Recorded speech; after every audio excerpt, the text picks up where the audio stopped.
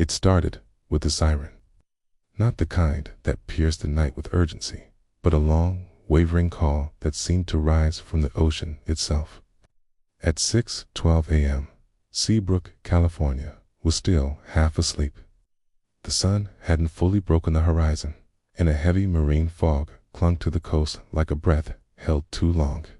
Families stirred in their beds, their dreams interrupted by vibrating phones and television alerts that began flashing warnings. Tsunami warning. Evacuate coastal areas immediately. Detective Brown was already awake. He had never been the kind of man who slept through storms or sirens.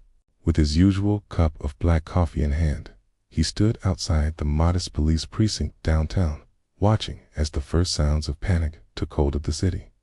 Car engines roared to life. Doors slammed. Children cried. The air smelled of salt, diesel, and rising fear. By 6:30, the roads out of town were jammed. Route 12, the main highway inland, had become a slow-moving artery of horns and flashing hazard lights.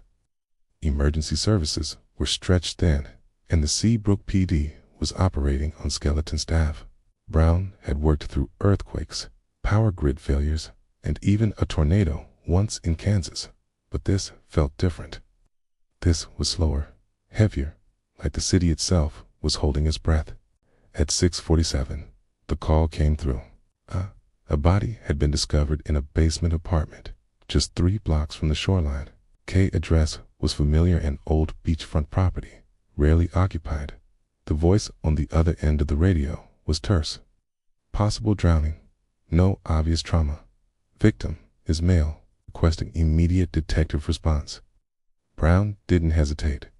He slid into his city-issued Charger, lights already flashing, and maneuvered around stalled traffic with the kind of urgency that had long since become instinct. The streets near the beach were nearly deserted now. Sandbags lined storefronts. Windows were taped with giant X's. Seagulls circled overhead, their cries unusually sharp in the eerie silence. The house stood on stilts, a pale yellow structure that looked out over the ocean like a tired sentinel. Brown parked in the driveway and ducked under the crime scene tape. A young Officer Lennox, new to the force, met him at the front steps. Construction crew was boarding up when they found the body, Lennox said. Basement level. No signs of forced entry. Brown nodded and followed the rookie around the side of the building to a narrow stairwell that descended below the main structure. The basement door was unlocked. Inside, the air was thick and damp, carrying the scent of mildew and rust. One bare bulb flickered from the ceiling, casting uneven light over the concrete floor. The body lay face down in a shallow pool of water. Male, mid-30s, dressed in cargo pants and a soaked hoodie. One arm was pinned beneath him, twisted at an unnatural angle. There was a faint bruise along his temple, but no blood. Brown crouched beside the body, his dark eyes narrowing. "Hi, dear," he asked. None found on him. Nothing in his pockets except a broken keyring and a waterlogged phone. Brown reached out and touched the man's neck. Cold, very cold. Time of death. Preliminary guess is sometime between midnight and 3 a.m., Lennox said. But with the water damage, hard to be sure. Brown stood slowly. His mind was already turning over possibilities. The man hadn't drowned. There wasn't enough water here, and the pipe above still leaking suggested the flood had come after. No struggle? None that we can see. Get forensics in here now and see if you can pull any recent calls from the cell. As he stepped back out into the damp morning air, Brown glanced toward the horizon. The sky was brightening, but the ocean beyond looked wrong, darker than usual, unnervingly calm. It wasn't the body that bothered him. It was the timing, because if this man had died before the warning, then someone had known the wave was coming long before the rest of the world did, and that meant it wasn't just a tragedy. It was a setup. The Seabrook morgue was little more than a single room tucked behind the fire station, its walls lined with outdated file cabinets and industrial coolers that hummed with the quiet persistence of death. Brown stood over the autopsy table, arms crossed, watching as the coroner, Dr. Rachel Lynn, adjusted her gloves and bent over the victim. She spoke without looking up. "You weren't kidding. He didn't drown. What killed him? Likely blunt force trauma to the head. A bruise on the temple isn't just cosmetic, it's masking a subdural hematoma. It's probably hit with something hard and fast. Pipe, bat, maybe even a fall. But the angle's off." Brown raised an eyebrow. "Off how?" "Impact came from above and slightly behind. If he fell, it would have been forward or straight down. This was deliberate." Dr. Lynn peeled back the man's hoodie, revealing additional bruises across the shoulders and one deep abrasion along the back of his neck. Defensive wounds were absent. No signs of a struggle, no broken fingernails, no skin under his. "He didn't see it coming," Brown muttered. "He didn't have a chance to fight back." Lynn nodded. "Time of death aligns with what your officer guessed sometime between midnight and 3. But that's not all." She gestured toward a small evidence tray. Inside lay a torn wristband, red and plastic, the kind issued at security-controlled facilities. Stamped across it were partially smeared letters, "PCA Coastal Division." Brown felt a ripple of unease. The PCA, the Pacific Coastal Authority, the very agency overseeing Seabrook's tsunami defense system. He left the morgue minutes later, heart racing faster than he cared to admit. Back at the precinct, the chaos had only grown. Phones rang off the hook. Officers scrambled to assist with evacuations, but Brown moved with tunnel vision. He ran a search on the name Nathan Croft, cross-referencing with personnel records from the PCA. It didn't take long. Croft had been a structural engineer, recently assigned to a coastal sensor upgrade program. According to a time-stamped maintenance log, he had signed in at the Bodega Relay Station, a remote observation site, 10:44 p.m. the night before, but he never signed out. K. Brown contacted the site manager, who confirmed the visit. Yeah, Croft was scheduled for a midnight system calibration. Should have taken 20 minutes, tops. "I assumed he left on time. And the data?" There was a pause. Then, "Funny you ask. The relay logs are missing for a 4-hour window. It's midnight to 4. Wiped, could be corrupted. But no, this looks intentional." Brown stared at the wall, the body, the wristband, the missing logs. Someone had lured Croft into that house. Someone with access. Someone who knew the systems.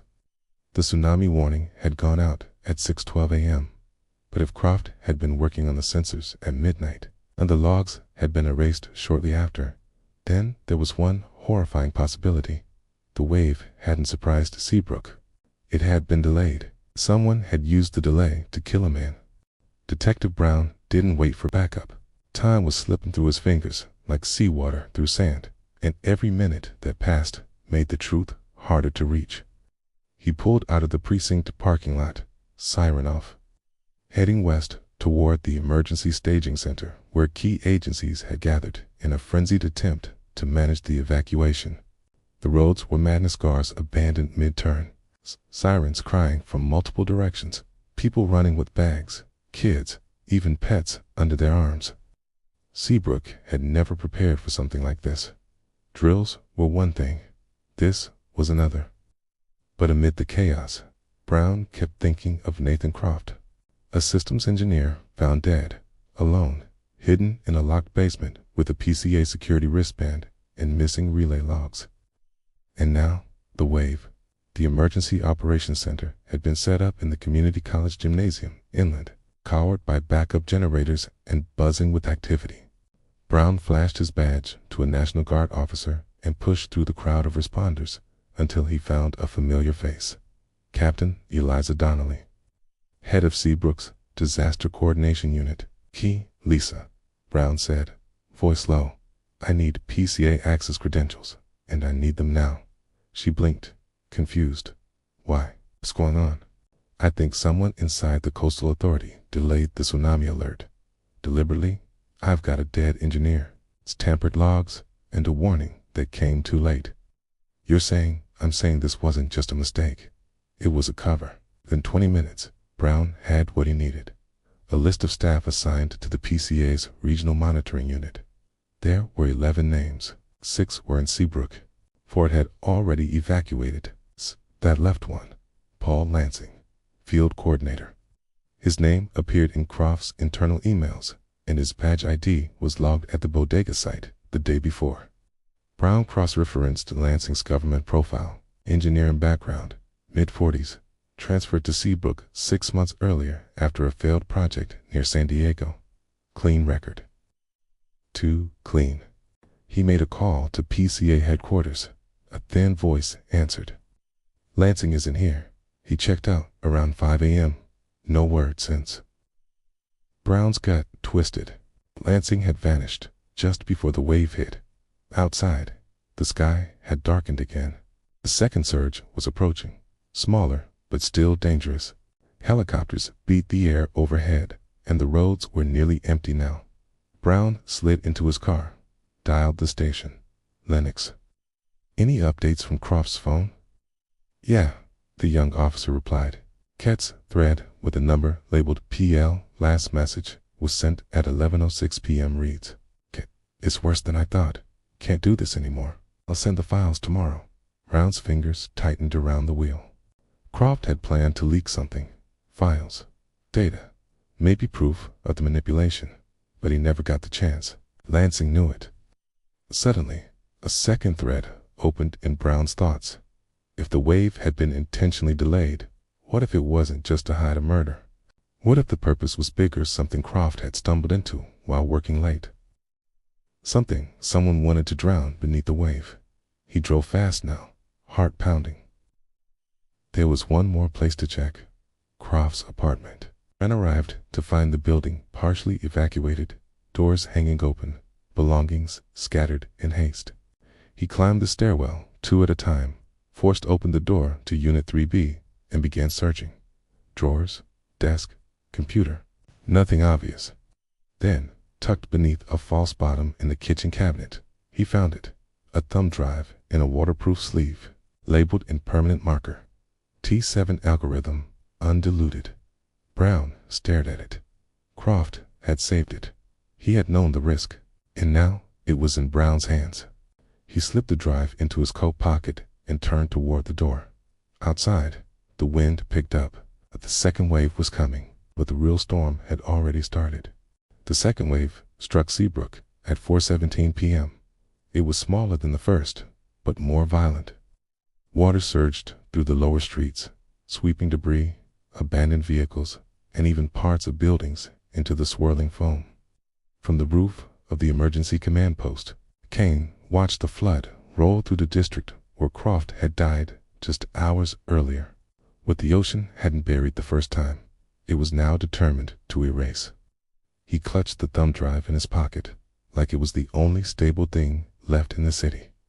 The label on a T7 algorithm meant nothing to him yet, but it had meant enough to get a man killed. He had already called in a digital forensic specialist from Sacramento to meet him at a temporary tech station, and by 5:45, the two of them sat in a makeshift server room inside the community library, one of the few structures on the higher ground that still had power. The tech, a quiet woman in her 30s named Cara Velez, plugged in the drive with latex-gloved fingers and frowned as the files loaded. This is deep level code. Looks like predictive modeling, she murmured. Can you explain it in English? Brown asked. Cara shook her head slowly, scrolling through line after line of cascading numbers and functions.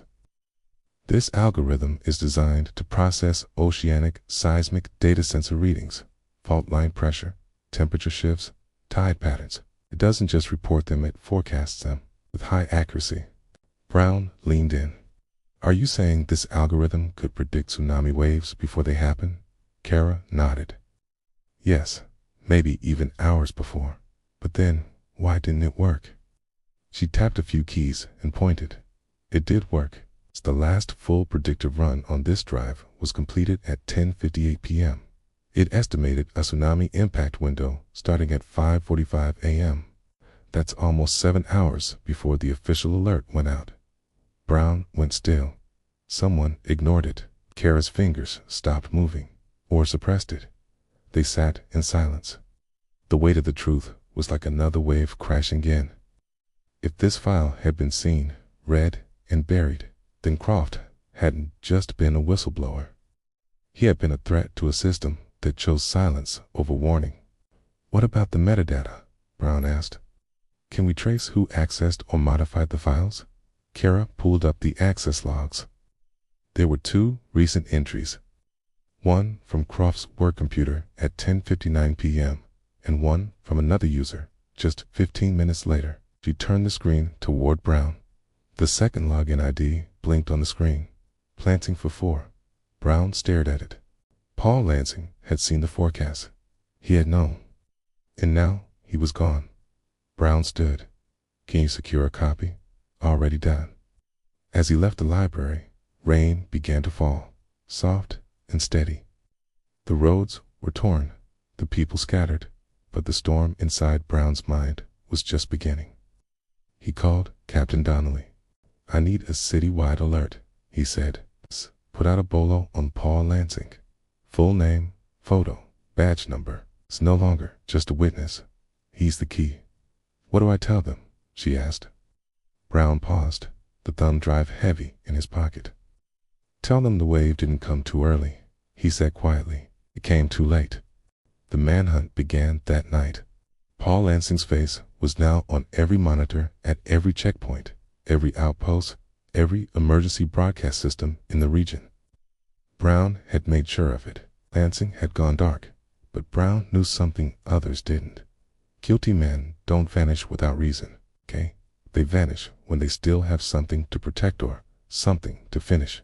By 9 p.m., Brown had returned to the emergency precinct, the atmosphere there thick with urgency. More reports were coming in from coastal towns to the north: evacuation failures, sensor lapses, timelines that made no sense. It was all part of the same rot, the same cover-up, and Lansing sat at the center of it, like a spider in a wet web. Brown sat alone in the conference room, a wall of whiteboards now cluttered with maps, names, timestamps, and arrows. In the center, Croft, dead. Off to the side, the T7 algorithm circled 3 times in red. The metadata pointed to Lansing. The motive was clearer with every hour. But there was still one question that wouldn't leave him alone. Why? Why would Lansing delay a tsunami alert? Why risk lives, bury data, and murder a whistleblower? Brown's pen hovered over the board. "Follow the pressure points," he whispered to himself. "Follow the leverage." And then it hit him. Fondy. Brown opened his laptop and dug into city records, contracts, development proposals. Sure enough, there it was. A pending federal grant application worth over $60 million earmarked for coastal defense infrastructure money that would only be released if the region demonstrated critical need. The disaster had provided that justification. A tsunami that hit without warning would mean full emergency status, fast-tracked funds, and complete control over how the money would be distributed. But if the system worked properly, the wave had been predicted, and people had time to flee, the death toll was lower. The damage less severe, those funds might vanish into bureaucratic limbo. Lansing had gambled lives for capital, and Croft had figured it out. Brown stood and circled Lansing's name in red. Then his phone buzzed. "Detective," came the voice of Officer Lennox, out of breath. "You need to come to Dock 17. Now." Dock 17 was a forgotten industrial pier on the far edge of Seabrooks Harbor. Brown arrived to find 3 officers already there. Lights pointed toward a rusted maintenance shed at the end of the dock. Inside, Lansing's city-issued SUV was parked, its trunk still open. Inside the trunk were 2 duffel bags. One held clothes, burner phones, and $20,000 in bandit stacks. The other held waterproof hard drives, a satellite router, and several hand-labeled documents marked private, do not copy. But Lansing wasn't there. Brown swept the shed, then moved toward the dock's edge. The water below was calm again, deceptively peaceful. He scanned the horizon and then saw it. Small fishing trawler, lights off, cutting silently through the dark like a shadow. He radioed it in. Target sighted. Vessel, approximately 40 feet. No lights. Heading south by southwest. A beat then. Coast Guard is 2 minutes out. Brown watched the boat drift farther out. Make it 1. The chase was on. In Lansing, the man who had tried to drown the truth beneath the wave was now trying to vanish in the dark. But Brown had other plans. And this time, no one was getting away. Less than a mile off the coast, a U.S. Coast Guard cutter intercepted the fleeing vessel. Searchlights lit up the deck like a stage, and over a loudspeaker came the command. Cut your engine. Hands where we can see them. Lansing had nowhere to run. A figure in a dark windbreaker stepped onto the deck, slowly raising both hands, silhouetted against the blinding white light. Detective Brown arrived at the harbor an hour later, just as Lansing was being walked down the gangplank in handcuffs, wet, shaking, silent, not defiant, resigned. He didn't make a scene. He didn't say a word. He looked straight ahead like a man who knew the trial wouldn't change the outcome. At the temporary holding facility inland, Brown sat across from him in a metal interrogation room. Lansing's face was pale, his jaw clenched, eyes bloodshot. The silence between them dragged on until Brown finally broke it. Was it worth it? He asked quietly. Lansing didn't answer right away. He looked down at the table, then gave a slight shrug. You ever see what happens to funding after a near miss? He said. It's nothing. Hearings. Delays. People die next time. I just gave them a reason to take it seriously. Brown's voice hardened. You let a man die. You compromised the entire coast. You killed Nathan Croft. Lansing's jaw flexed. Croft wasn't supposed to be in that house. He panicked. Told me he'd gone to the press. Said he had backups. I didn't. He stopped himself. It got out of control. Funny thing about control, Brown said. It doesn't survive waves, and it doesn't survive truth. The confession was enough. The evidence already airtight. The files from the drive, the forensics, the logs. Brown had built a case no lawyer could dismantle. By the next morning, Lansing was transferred to federal custody. The media had caught wind of the scandal by then. Headlines blared about the engineer turned whistleblower, TEED, the corrupted alert system, the greed-fueled sabotage that had cost lives and nearly many more. But Brown wasn't celebrating. He returned to the beach just after dawn. The sky was smeared with pale orange gulls, circling above a coastline still littered with wreckage. The stilt house where Croft had been found was gone, razed to splinters and memory. Brown stood where the front steps had once been and let the wind wash over him. The wave had come and gone, but the scars it left on the town, on the people, and on truth itself would last for years. He turned to leave, but paused as something caught his eye in the sand. A fragment of red plastic, half buried, glinting in the sun. A torn wristband. He picked it up, brushed it off, and turned it between his fingers. PCA, Coastal Division. A quiet reminder of what nearly slipped beneath the surface. Brown tucked the plastic into his coat and walked away from the shore, the tide pulling gently at the sand behind him. This case was closed, but the sea never really sleeps, and neither would he.